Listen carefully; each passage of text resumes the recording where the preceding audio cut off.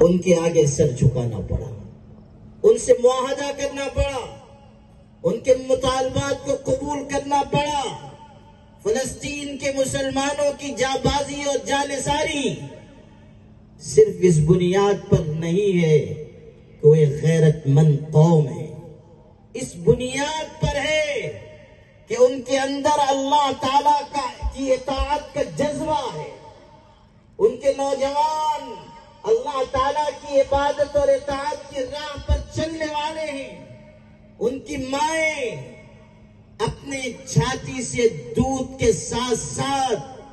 توحید اور ایمان بھی اپنے بچوں کی گھٹی میں ڈالا کرتی ہیں۔ اس کا نتیجہ ہے کہ آج ان کو سربلندی حاصل ہو رہی ہے کہ آپ نے نہیں دیکھا کہ ایک زخمی ہونے والا نوجوان جس کو ہاسپٹل میں